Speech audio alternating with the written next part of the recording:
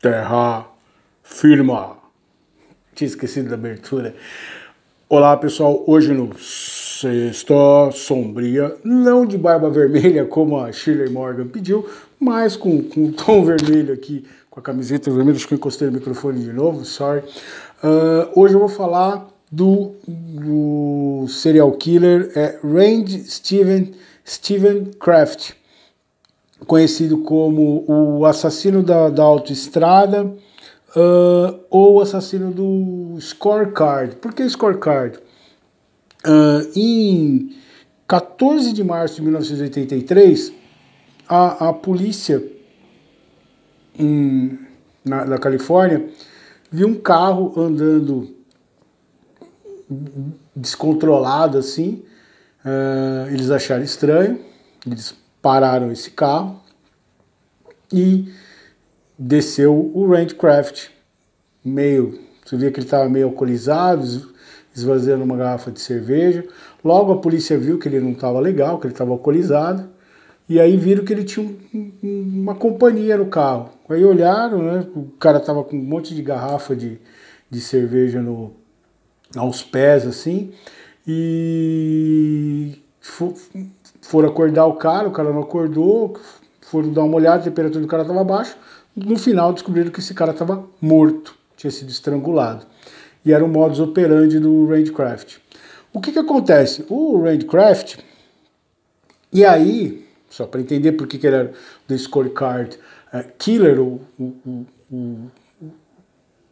assassino da tabela, né, como chamaram também, em função da apreensão dele, ele tinha uma lista com datas e nomes de lugares e com abreviações e com nomes e tal.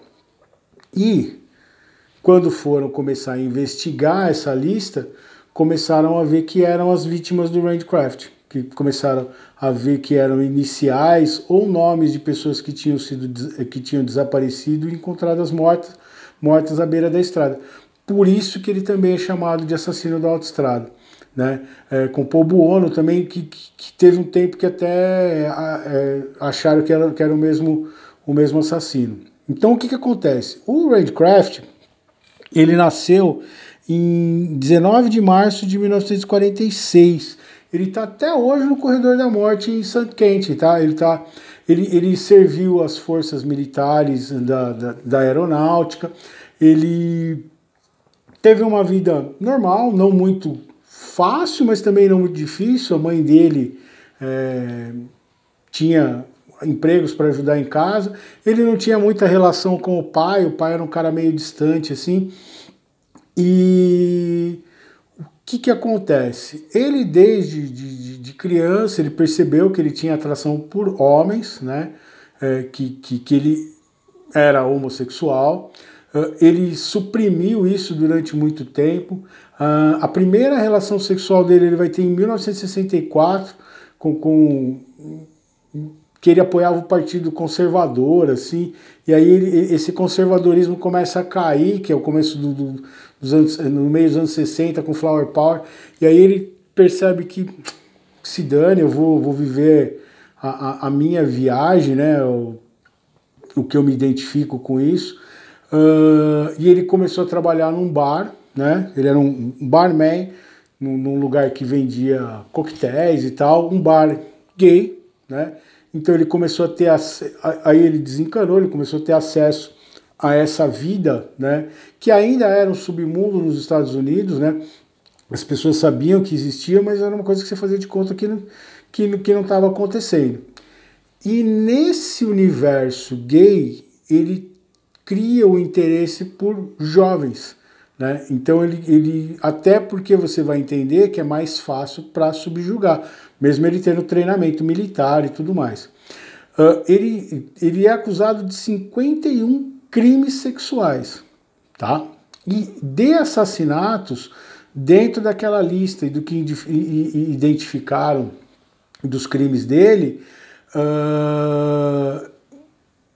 ele vai ter 16 mortes entre Califórnia, o Oregon e Portland, tá? E o que acontece?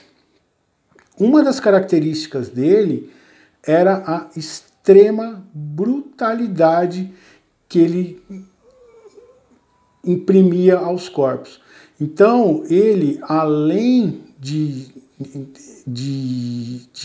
estuprar, né, ele era um cara que ele violentava, então ele necessariamente as vítimas dele não eram homossexuais, tá? Ele tinha contato, ele participava do mundo gay, mas muitas das vítimas dele eram jovens em que ele deu carona. Por isso ele vai ser chamado de assassino da autoestrada, porque ele largava os corpos na beira da estrada, e por isso que se confundiram com os crimes do Paul Buono. Tem algumas teorias que colocam que ele e o Paul Buono praticavam crimes juntos. Isso é muito... não existe uma confirmação. Ele, por exemplo, não diz que isso aconteceu. E que uma outra característica, porque o Paul Buono também era um cara extremamente violento com as suas vítimas. Então, assim, o Randy Kraft, ele, além de praticar a violência, de cometer o estupro, de atacar com muita brutalidade as suas vítimas, ele também gostava de fazer um extra. Então era cortar partes, arrancar testículos, inserir coisas nos corpos das vítimas, então tipo cano, galho de árvore, de brutalizar a sua vítima, né? Um dos motivos, assim, dentro de uma linha psicanalítica, é que quando ele se assumiu para os pais, o pai dele, que ele já não tinha uma relação muito próxima, o pai dele não tinha com nenhum dos filhos, mas que o pai dele reagiu com muita violência em relação a ele ter colocado os hábitos, né? Não é hábito, né? Na verdade, como que ele era. Ele nasceu com desejo por homens. E daí, né? Só que naquela época isso não era bem visto, a gente está falando dos anos 60, onde começa essa liberação do amor livre, mas existia um preconceito muito grande em relação a isso, ainda mais uma família mais tradicional, assim, né? Um pai mais radical, um pai mais tradicionalista, como era o pai dele. Então, ele não foi aceito, né, pelo pai em relação a isso, e muito dessa rejeição que ele sentiu e o modo violento como o pai dele rechaçou essa notícia, se manifestou no modo como ele tratou as vítimas, né? Principalmente essa coisa de atacar os genitais, de criar uma desecração do corpo, né? Alguns casos ele fez depois dele estrangular, e em alguns casos ele fez durante o ato, né? Uma coisa que ele fazia era também, às vezes, dar remédios, tipo Valium, alguns remédios que deixavam a vítima bem atordoada para não resistir, e aí ele iria fazer essas barbaridades com a pessoa e colocar toda essa repressão que ele sofreu, de toda essa inadequação que ele sentiu frente a isso. Ele se sentia muito confortável no mundo gay, ele se sentia à vontade, ele participou desse mundo normalmente, desse universo, né, esse submundo até então, naquela época, mas que na hora que ele cometia os crimes, ele trazia à tona toda essa rejeição que ele sofreu, toda essa coisa violenta que ele viu no pai dele, de uma inadequação dele ser gay, né? Então ele está preso em San Quentin, né, na Califórnia. O modo como ele narrou as coisas depois que ele foi preso é muito bizarro e assustador, assim. Você percebe que ele guardou os detalhes de tudo que ele fez. A lista dele, o scoreboard, ajudou muito a descobrir as vítimas. Acredita-se que ele tenha muito mais vítimas, muitas outras vítimas do que os 16 corpos que foram associados, né, e encontrados, mas que ele talvez tenha cometido muitos mais crimes, mas que não conseguiram associar dentro daquela lista que foi encontrada com pessoas desaparecidas na região. Tem os crimes do Paul Buono, tem um terceiro assassino também que participou junto com o Paul Buono de outros crimes. Então o Paul Buono, por exemplo, que é um vídeo que eu vou fazer mais na frente, ele tinha o mesmo modus operandi violento do Randcraft, de machucar mesmo, de inserir coisas no corpo, de cortar pedaços da pessoa, principalmente em relação aos genitais, introduzir coisas no corpo das vítimas. E ele cometeu um crime durante o tempo com outro cara. Então, como esses 3 assassinos estavam ao mesmo tempo agindo nessa região da Califórnia e deixando os corpos na beira da estrada, então você tem um pouco de confusão na hora de saber quem é vítima de quem, né?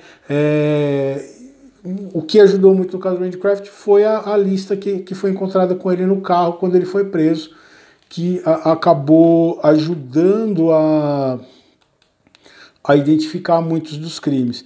Mas ele, assim, ele não mostrou nenhum tipo de arrependimento, ele não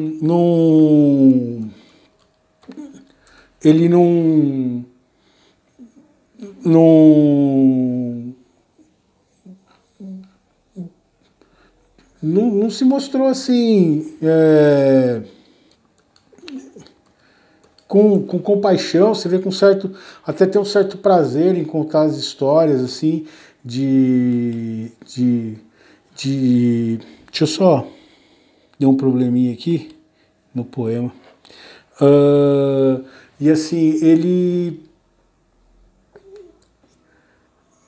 acha que tudo bem, assim, não se mostra muito arrependido. Ele tentou apelar em algumas situações, né? Ele está no corredor da morte, ele foi condenado à morte, mas não foi executado ainda. Você sabe, né? A pena de morte funciona desse jeito.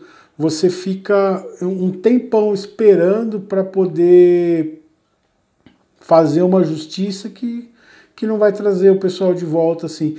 E o tempo que essa pessoa fica esperando e tudo mais, talvez seja grande pena para ela. O que acontece? Ele tem uma... Por ele ter sido ex-militar, ele tem uma regalia lá, né? De poder tá como prisioneiro com ascendência militar. Mas hoje ele está em centro quente com os outros crimes, né? Depois que ele fica preso lá, então ele infelizmente ele tem essa história muito ruim. Quando você vai ver detalhadamente, que eu não vou falar aqui, são até do YouTube, né, do Family Friendly Policy, né, a política de não ser tão horroroso, mas procura aí no YouTube, né, procura na internet, que você vai ver, assim, tem um detalhamento dos crimes dele, assim, e são horrorosos. Eu fico imaginando o que uma vítima passou na mão dele, assim, e a família ter que lidar. Imagina você ter que reconhecer um corpo e descobriu que um filho seu foi capado, introduziram coisas no corpo dele, vivo assim, e o lance da ligadura, né? Ele usar alguma coisa para enforcar a pessoa. Podia ser uma cueca, uma roupa íntima, ou uma corda assim, e matar a pessoa sufocada e barbarizar com ela também. Ele gostava muito de jovens bonitos, né? Ele tinha um gosto assim muito apurado. Você vai ver as vítimas dele eram jovens, né? Entre 14, 12 anos, até tem um outro crime, tanto do estupro como das vítimas dele, e até uns 21 anos de idade, eram jovens muito bonitos. O poema de hoje é entre o belo e o grotesco. Durante toda a vida somos atraídos pelo belo e pelo grotesco. Desejamos os olhos curiosos sobre nós indagando como pode ser possível. Seja admirando a beleza de Merlin ou a insana coragem de Manson, ambos tirando a vida de seu marasmo e propiciando alguns momentos de êxtase agridoce. Como que a gente, por exemplo, quem gosta do Sexta Sombria aqui, fica fascinado por imaginar que o ser humano pode cometer tais atos, tais coisas horrorosas com outro ser humano, né? E a gente pensa assim, como que uma pessoa pode fazer isso? E a gente que felizmente não tem essa coragem, uma grande covardia na verdade, mas a gente que não tem, que jamais vai fazer isso, a gente tenta entender como é que funciona um outro ser que não é tão humano assim, que vive ao lado da gente às vezes, e a gente nunca vai imaginar que ele está vivendo um universo tão bizarro desse assim, ou tão violento, ou tão depravado assim. Deixa seu like, seu dislike, fala aí o que você achou do vídeo. Se você já conhecia o Randcraft, se eu esqueci de dar alguma informação aqui, me dá um toque para a gente aprimorar, para as pessoas que assistirem o vídeo poder ver as informações aqui. O Felipe sempre me ajuda com um monte de apêndices, assim, que é muito legal. Eu acabo aprendendo muito com as coisas que o Felipe coloca aí, e outras pessoas, né? A Sheila também tem colocado algumas coisas, e como eu falei do dia do Ghost lá, tem o vídeo do Ghost, saiu o Papo Emeritus 4. Se inscreva no canal, passa o vídeo para frente, indica para outras pessoas, e a gente se vê em outro vídeo de Sexta Sombria.